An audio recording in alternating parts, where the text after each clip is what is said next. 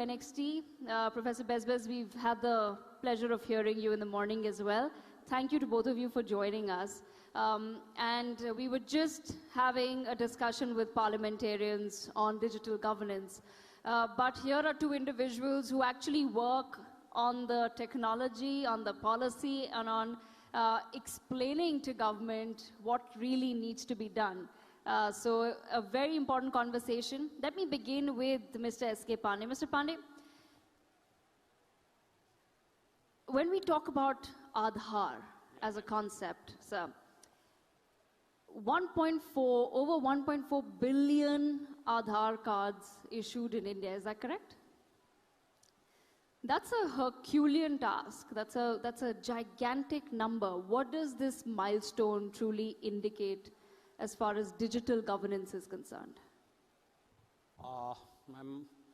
Actually, in India, we are having a 12-digit number, Aadhaar card, and it is started way back in 2008. But in India, what is there, that Aadhaar is the digital identity of a person. I mean, that all your biometric, your face ID, and as well as your address, it is basically represented by this 12-digit number. So what is there, actually, just in my previous session, it was already discussed that how the digital infrastructure is being created and it is in progress in India. So Aadhaar is basically one of the major milestones to deliver the services. For example, I'm giving you one example. I'm looking after the Aadhaar system division. So previously there was, as you are aware, many government servants have been retired and they have to give a life certificate annually so that they can get their benefit, their pensions regularly in their account. So previously what was there, people has to personally visit a bank branch or their pension disbursing authority to submit that life certificate. Obviously they are old and India is a big country and there are many unreachable places. People are living, someone is living, they are basically from a remote area, but right now they are living in Delhi. So obviously they will have to go to their native place. So recently it has changed. We have all that now. You have to submit your Aadhaar number and it using the face auth, it automatically identifies whether you are the same person, or you can give your life certificate using biometric. The transfer directly transferred to your pension disbursing authority, and you need not to visit any bank, you need not to visit any pension disbursing authority, and it automatically, no need to stand in queue. And obviously, because previously it was manual process, now it is completely digitalized. So using this type of service, this type of system, we can deliver the government services to the citizen easily.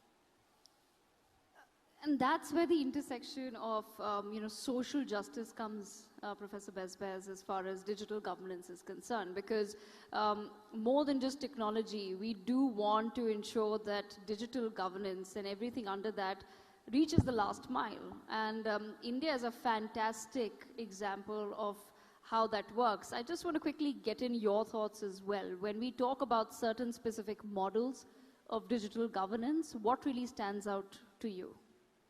So indeed, I mean, one thing that the question that one wants to ask themselves is, what does digital governance allow to do that we couldn't do before? And indeed, this was a great example, but then we can go the next step. How can this help in terms of financial inclusion? How can we help people get loans that they wouldn't be able to get otherwise? And that's the power, in some sense, of digital governance. And I want to highlight that, there's digital governance in the public sector, but in the private sector as well. I mean, one area that I've been researching quite a lot is e-commerce. How can people transact online? And in a way there's a lot of innovations that have to come into play. And how do you bring strangers to be able to transact? And an important component there is trust. How do you build trust? Government has trust, but the private entity doesn't necessarily have trust. So innovation there has happened, for example, through the development of reputation systems that has allowed strangers to transact with themselves, strangers to host other people in their homes or in their cars and things of the sort. Mr. Pandey, on that note, because Aadhaar, as Professor Bezbez is also pointing out, that when digital governance models come in from the government, there is some level of trust. But as far as Aadhaar or other services are concerned, I want to understand from you, it was launched in 2008, it's been very successful, but if we were to talk about the next steps, is there something that is being planned as far as public-private partnership in digital governance is concerned? As Professor Bezbez was also pointing out, that the private sector is somewhere that digital governance is also very relevant. Actually, just want to share one thing. Actually, in India, we call it one major initiative government has started. We call it the India Stack. I mean, one, in case I want to deliver anything to the citizen or anything to the business, all that I need identity, I need a payment channel, I need a document. So India Stack is basically an open API, open platform. You can use Aadhaar with UPI. UPI is basically a payment delivery system of India. You can use Aadhaar with API, so obviously you can deliver financial service to any citizen. You can use Aadhaar with DigiLocker. Yes. You can go ahead with the DigiYatra type of app. And in airport, you can move out directly without any showing any document. And in case, suppose you want to submit an application to a government, like a scholarship application, whatever it is, you submit your Aadhaar, because Aadhaar is again biometrically identified, and get the data from the DigiLocker. And you need not to submit a physical form, and directly it's an electronic form, and you can submit the free using any online system. So using these three systems, even the, I think one more thing, I'm giving you one more example. Right now, all the players like telecom players, Airtel and Jio, they are not doing any physical eKYC. They all are doing the authentication using Aadhaar. Yes. So that's an example how we are using the government ecosystem for the private. But then, you know, I just want to then understand from you, Mr. S.K. Pandey, how does the government, when it comes to the issue of privacy as well as trust, how does one deal with that, and how do you keep improving on that as well as you go? Because the world is becoming more and more digital as we speak. And with that do arise some concerns over privacy, over data hacking. There's always, you know, conversations about social security numbers or other such digits getting leaked or hacked. How does one then keep themselves prepared for this? As far as Aadhaar is concerned, it's a completely secured system. Actually, one more thing, actually, when we are dealing with the Aadhaar, so we are not storing any biometric detail in any device. Right. Actually, the Aadhaar repository is very strong, and Aadhaar is having their own data center with all type of security measure. No one can hack the biometric detail.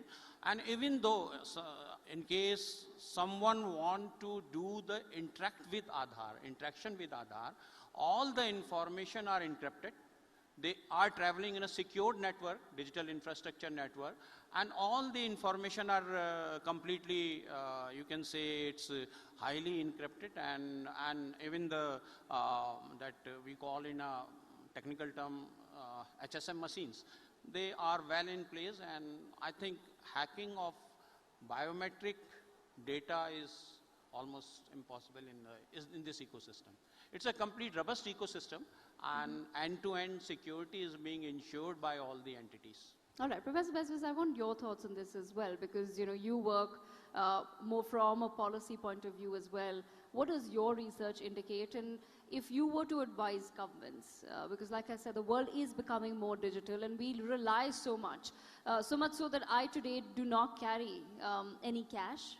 I hardly carry a wallet, because in India, as Mr. S.K. Pandey has also pointed out, we have so many digital facilities beyond the Aadhaar. We have the UPI, and that's been adopted widely across India. So you would, if you're going to the smallest of stores on our streets today, you would find QR codes, and we are all transacting essentially through our phones. But with that, of course, comes, you know, certain concerns, like I said, over hacking. The world is becoming, digitally advanced, but at the same time a little dangerous as well. So if you were to advise, what is it that we need to focus on next? I think, a big question indeed is what's next, and the next layer of digital governance will not be about information flows, but it will be about AI agents. Now, you may have an agent that takes decisions on your behalf, that goes and shop on your behalf. How do we ensure that the right authentication happens? You might have your agent communicating with someone else's agents to lead to transactions. How do we make sure that these transactions are secure? Because these agents are going to introduce another layer of risk from the perspective of the platforms and potentially of the government. So the question is, how do you prepare for this new governance layer when it's not anymore individuals who interact with each other, but rather agents that interact on behalf of individuals? That's a very excellent point. Mr. Pandey, I want to understand then from your perspective, when we talk about the integration of AI into the world, your thoughts on the same. How is the government preparing on how to deal with AI agents coming up? And is AI being used towards creating certain newer forms of digital governance as well? Is there any sort of AI integration that's taking place? Yeah, there are many applications where government is using AI. It's like you can say in India, almost all the portals, I'm giving you an example. I think you must have the word, the Bhashani. Yes, Bhashani AI. Yeah, Bhashani, yes. It's a Government of India initiative.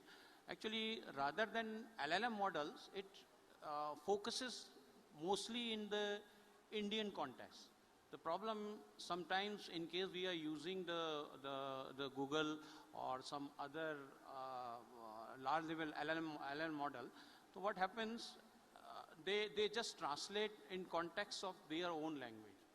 And in India, many local languages are there. So Bhashani is very good example how we are using the AI based system in government. And because in India, large number of population live in the rural area. So almost now we are trying to get enabled the Bhashani, our translation system in our apps. So that in case, obviously it's, you can say it will bring bridge between digital divide. Right now, what happened, many times people are not familiar with English. So that's the problem, they are not able to use the app correctly. So we are using Bhashani, and there are other apps, other AI models also government is exploring to give the citizen. But Mr. S.C. Pandey, what's astonishing truly about India is the fact that we've had such a rapid adoption of digital services, and that's truly a remarkable story and a remarkable journey.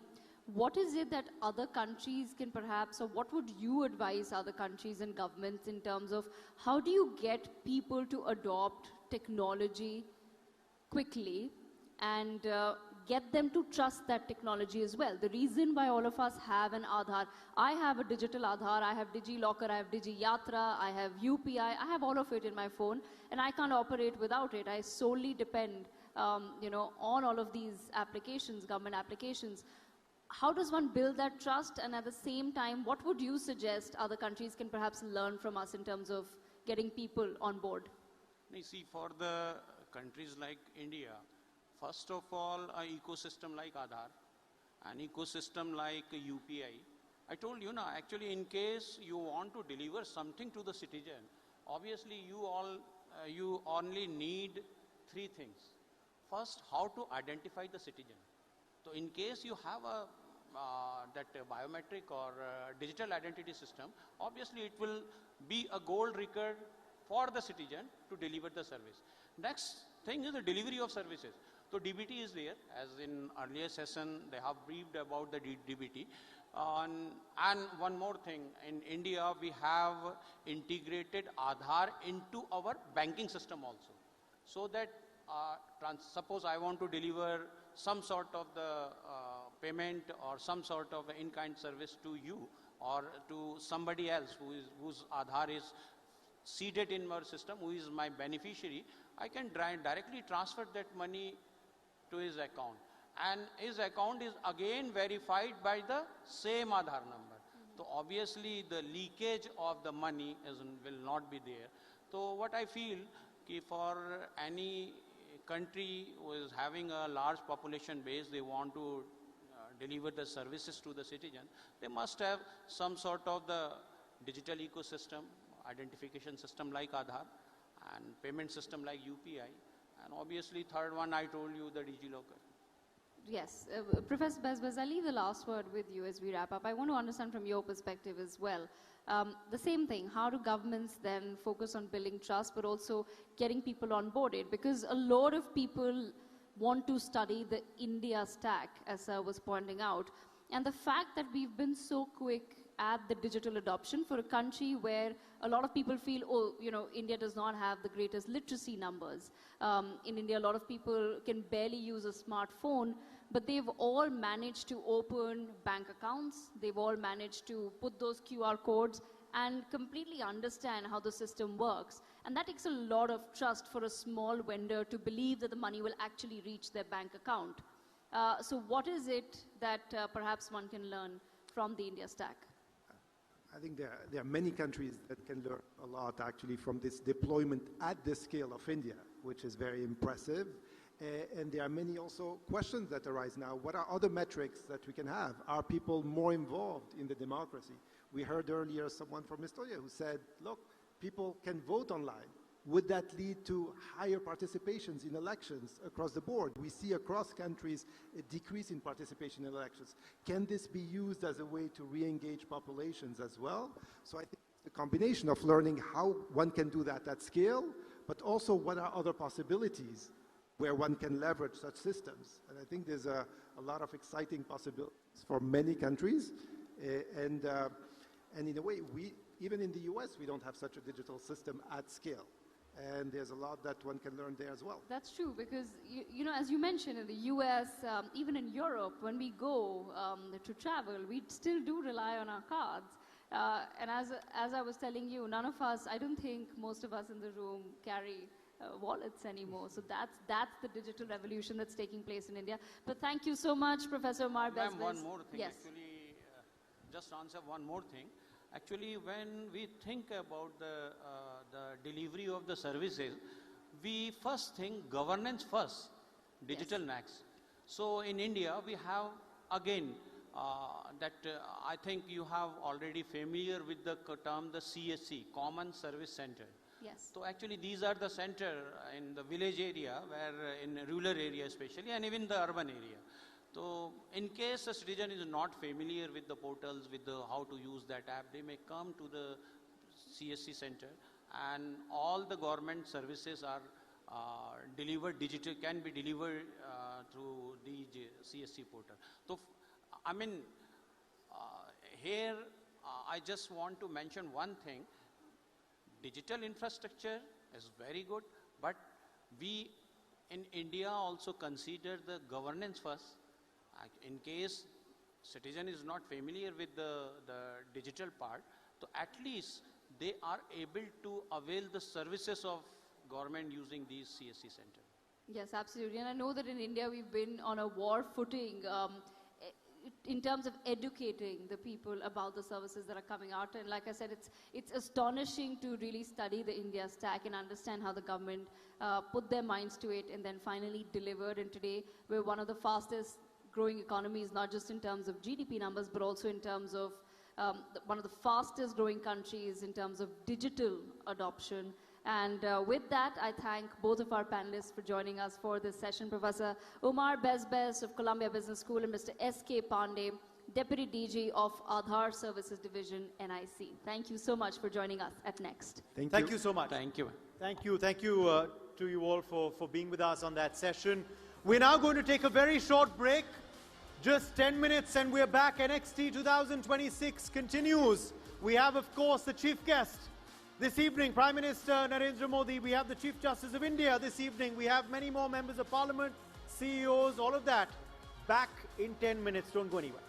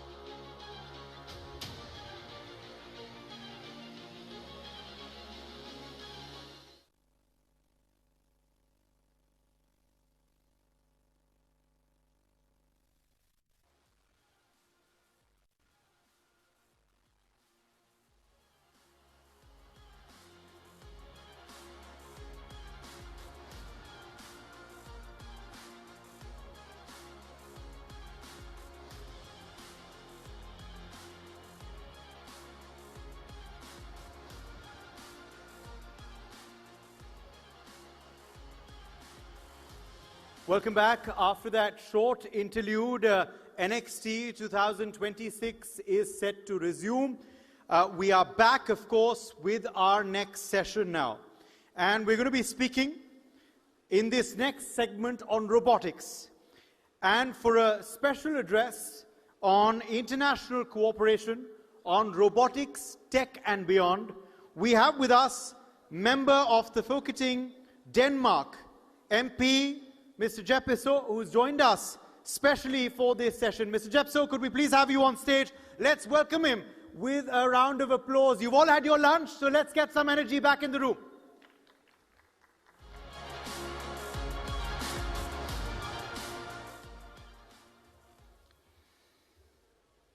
Thank you so much, Your Excellencies, dear colleagues and guests. It's a privilege to be here in New Delhi. If you want to understand our changing world and you want to see the future in full real time, there's honestly no better place to be than right here. Yesterday I was talking to a journalist down here called Adash. We were discussing the state of the world and we got into the topic of freedom. He shared an Indian perspective with me and I can't get it out of my head.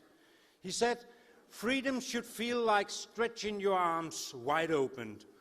You need space to unfold, to make your own choices and live with the consequences as long as, of course, that your arms doesn't hit anyone else.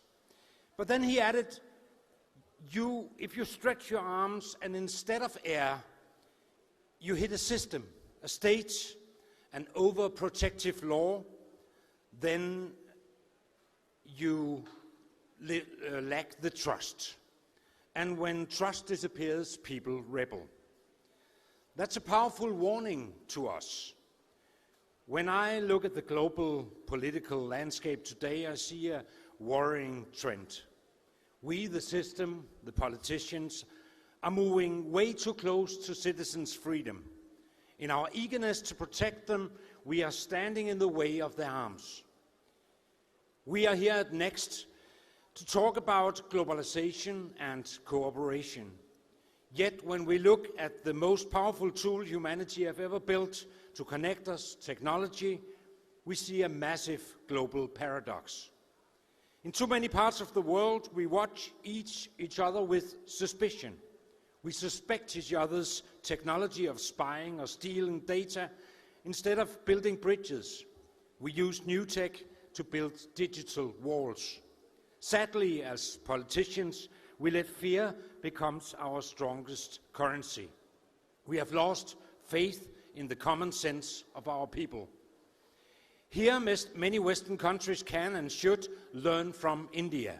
India has started a digital revolution in the recent years, but it was driven not by fear, not by losing control. It was driven by a desire to empower the people. When I walked the streets of Delhi the other day and saw a street vendor selling tea using a QR code on his phone, I see a society that embraces the future. You have built a digital infrastructure that allows the individuals to grow. You have given people room to stretch their arms. But in many other parts of the world, governments are acting like afraid parents. Let me give you an example. Let's rewind to when many of us in this room were kids back in the 70s and 80s. Back then, a playground wasn't necessarily a safe place. It was made of concrete, raw wood and steel, sometimes a rusty screw stuck out of the slide. It wasn't designed to be flawless. It was designed to be used. And when we fell down from the top of the climbing frame, it hurt. We scraped our knees. Did we run home and sue the government? No. We put a Band-Aid on it. We wiped our eyes, and we learned a quick lesson about basic physics. Gravity always wins, so next time, hold on tighter. We learned how to feel the world. Today, playgrounds all over the Western world are covered in soft rubber. There are no sharp edges. On the benches, there are parents sitting, ready to stop everything long before anything happens, shouting, "Careful, Don't go up there, it's dangerous. But what happens to kids and to citizens in general who are never allowed to fall? They never learn how to get up. They start believing that the state is a giant rubber mattress that will always catch them. Fundamentally, that is extremely fragile society to build. A society wrapped in bubble wrap where no one dares to take responsibility for themselves. We are doing the exact same thing in the digital world right now. Lawmakers around the globe are lining up to limit young people's access to the internet, to the social media, and AI. We say technology makes them anxious and insecure. But let's stop and look at the mirror just for a second. Is it really just the screen's fault? During the pandemic, we politicians locked a whole generation of kids in their rooms for 2 years, away from friends, away from school, and we told them to live their life on Microsoft Teams. It's a really surprise. Is it a surprise that that also shaped them? The solution many politicians choose is ban or age limits. But dear colleagues, let's be honest. Trying to stop a 12-year-old on the internet with a piece of legislation is like stopping the monsoon rain with a tea strainer. It's simply impossible. Here in India, you have a fantastic word, jugaad. It's all about finding a creative workaround, an unconventional fix to a problem. The children of the world are masters in digital jugaad. While we sit in our parliaments inventing complicated national laws to block access, it takes a 12-year-old exactly 2 minutes to download a VPN. One click, and their telephone is in Canada or Singapore. Suddenly, our strict rules are just a useless piece of paper. In fact, we actually make it worse. Because when you make something forbidden, you automatically also make it exciting. Try telling a kid 2 days before Christmas, you're absolutely not allowed to look under the bed. We all know what happens when we turn our back to the child. They look for presents. Our job as political leaders is not to take the phone away from our citizens or to censor their reality. Our job is to teach them how to navigate. We need to teach them that the internet is the world's biggest library. It's full of knowledge, global networks, opportunities to prepare them for the future. And yes, we also have to accept that technology is also used for a lot of other things. The internet can be a place where you can waste 2 hours of watching videos with fat cats trying to jump from a table falling into a box. A place where people can invent 15-second dances like flush and so on that no one understands, like we don't get the 6-7. It's absurd, it's silly, yeah, but it's a complete waste of time also. But it's also human. We cannot and we should not never make laws against the human need to be bored, to laugh, also as something silly. The truth is, technology holds a magic wand that we throw away for poor fear. Yesterday I took a walk here in Delhi. I wore smart glasses from Meta with built-in AI. I looked at a sign in Hindi. I didn't understand anything.